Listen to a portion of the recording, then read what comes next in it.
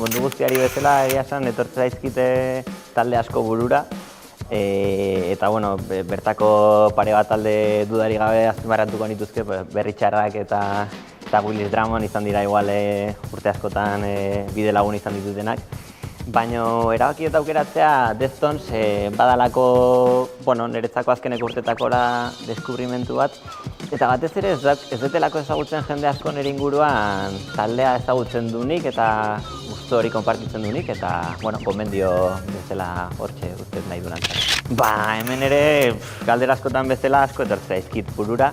Eta bi erabaki eta aipatzea. Bat izango da Berri Txarraken jaio musika hil, leheno gaina atera zaiguna konbertsazioan. Izango nuke Bonberenean grabatutako diskoa, Txapek produzitua eta oso borobila, letra oso onak, melodia eta estribillo oso onak gorkak ohituta gaitun bezala. Eta gero ere aipatukoet Mars Voltaren lehenengo diska, The Lauset in the Comatorium uste da kala izena. Eta, oso disko freskoa iruditzen zait, holako taldeak oso garatuta ez daudenean daukaten freskotasun hori duena. Eta oso interesgarria, entzunaldi bakoitzean gauza berriak deskubritzeko. Hemen pixkate junaiz igual beste alde batera edo ez dakite bereziki gustoko edo hola kantu ez dakit aukeratu duten, baina bai aukeratu ditutela baita ere bi kantu nire egunerokoan iaia entzuten ditudanak. Bat Iker Lauroaren Aurkibidean kantua aukeratu dut. Goizerokoan hola egun txar bat daukazunean edo petraldu xamar zaudenean eguna alaitzen dizun kantu horietako badalako. Eta gero FKJ tipo frantses bada, solo piano izeneko rollo instrumental bada eta lasaitasuna ematit eta humore honez jartzen hau egun hola txarretan. Esaldi asko pentsatu ditut, baina esaldi batekin gelditu baino erabaki eta besti baten letrarekin edo kontzeptuarekin gelditzea.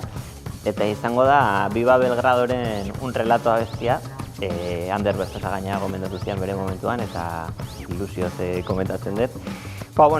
Letra osoak ideia berdinaren inguruan hitz egiten du eta iruditzen zait existentzialismoaren inguruan eta holako klitxe filosofiko batzuk edo botatzen ditu. Baina, interesgarria egiten zait eta zer pentsatu ematen holako letra bada. Hau galdera zaila egiten zait igual, porque es que denak aipatuko nituzke. Eta denen gainetik ni aguantatzen nautenak, asterokoan, Iker Lauroa, Garazi, Esnaola, Matxinar Belaitz, Oie Danak, Izaro, Jokin, Januseko talde guztia. Oiek aipatu nahi ditut eta ez da ondo gelditzearen, ze benetan mirezte duten jendea da. Baina gero ja pixkat atzera junda nire instrumentuan erreferente gisa aukeratu eta Inigo Muguruza. Gogoratzetelako nera bezaroan 14-15 urtekin udak pasatzen ditula bere baxulineak ateatzatera eta bera aipatzea erabakiet. Eta gero ere bai, zalantzakin baino pixkat jende gaztea aipatze aldera ere erabakiet Burutikeko Jokin aipatzea ere bai, ze oso musikalki tipo interesgarria iruditzen zait eta pertsona bezala ere bai, eta iruditzen zait jende gaztea ere beti goraipatu behar dela. Nola gidatzen ez detenez kotxean jartzen diatena, bere gidariek jartzen dutena, eta gero tarteka guztia ez zait CD-ren bat edo beste jartzea etxean, eta CD-ak osorik ere entzutea guztia ez zait, baina, streaming bidez ere asko, eta ez dakatola berberezia vinilo eta ez dakatoitu da gehien. Ingurukoak aipatuko ditut. Zeren beti hasieran edakazu olako ilusioa kanpoa juteko eta eszenatoki hola oso potenteak igual zapaldu alizateko, baina gerora benetan gozatu duten lekuak konturatu naiz gertukoa dira da, eta batez ere auzoko musika edo herriko musika edo ez dakit, zirkuito undergroundetan edo bultzatzen ibiltzen dian aretoak Bukowski bera, edo Doka, da bada ere bai, Añorgako gaztetxea eta zinea etortzea izkit burura, bere garaian Koltxonea eta, asko dauzkat, baina horiek inguruko areto txikia. Kontzertuak ikusteko leku bat bezala, lehengoak ere errepikatuko nituzke. Batekin gelditzekotan, igual Dokarekin geldituko naiz, izan zalako nire lehenengo sarrera erosinuna kontzertu bat ikusteko ustez, kaotiko izan zala. Eta hoxe, Antiguan dago, auzokoa da, eta eroso sentitzen naiz. Askotan zapaldu ez, eta hoxe. Berriro irekitze dute.